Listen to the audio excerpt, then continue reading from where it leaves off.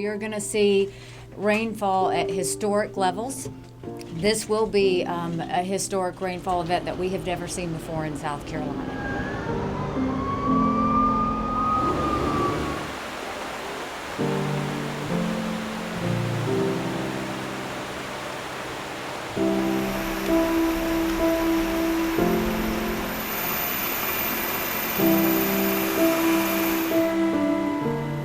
This is a rescue staging area here at McEntire Air Guard Base. As you can see behind me, there's a couple Blackhawks that are getting ready to go out on a mission. We look for areas that are underwater normally, but any signs of any activity of people around, people on top of rooftops, cars, waving white flags or towels. We haven't seen this level of rain in the low country in 1,000 years. That's how big this is. That's how South Carolina is, what South Carolina is dealing with right now.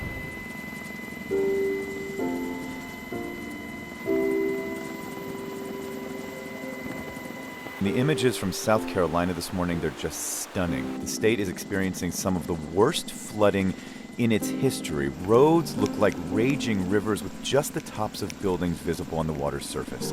At least 7 people are reported dead. People are being rescued by boat and by helicopter. The state's capital, Columbia, has been hit hard.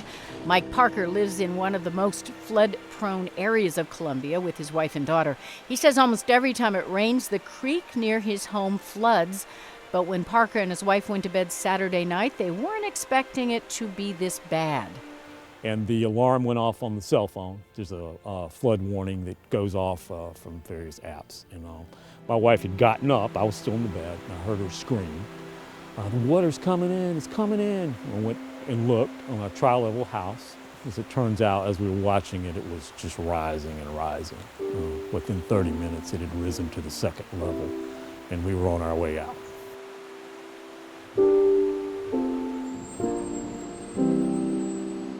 Well, we are constantly in a state of preparing for disaster drills and worst case scenarios. We've actually been through some scenarios before that have tested us, primarily on the power front. I got a phone call from our incident commander saying that the water pressure in our 2 downtown facilities had gone away. And that's when I realized we can prepare for worst case scenarios with power, but if you do not have a reliable source of water in a hospital, the entire scenario changes. A lot of our services, our CAT scanners, our MRI scanners, our blood banking systems, our IT data systems for our computers, all of that runs off water-cooled systems.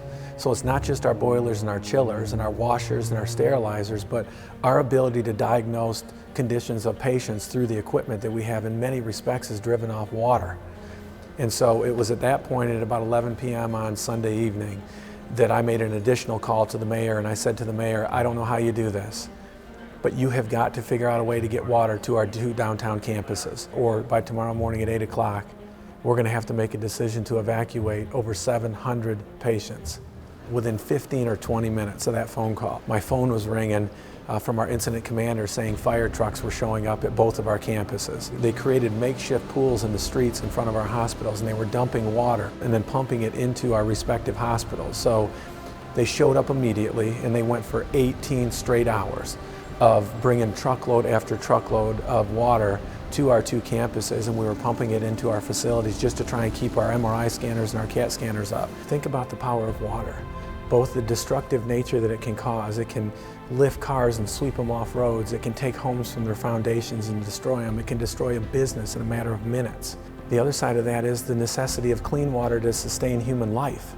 We have to have a clean water source to stay alive. And then from the hospital's perspective, the power of water to keep our facilities open. But the power of community is the thing that I think is the greatest blessing of all. The way that our community responded, I think, is a model for the rest of this country to look at. For all of us, another full day of first responders working, but the morale is good of everybody that is working very hard, and the passion is strong. You know, you can push South Carolina, but boy, does South Carolina push back. And so I am incredibly proud of that. For South Carolina Public Radio, I'm Tut Underwood. Slick mud, debris, and continuing rain add to the challenges of collapsed roads and bridges and head-high waters in parts of Columbia as business owners begin to assess the flood damage. With so many people across the state being displaced from their homes, the Red Cross has set up 33 shelters to help meet people's basic needs. We're here at a local Columbia shelter where the community is coming together to help each other. We've had more than 1,100 people in those shelters over the last couple of days, and we expect those numbers to be somewhere in the similar range over the next couple of days, and then hopefully it'll start to dwindle as people are able to get back into their houses.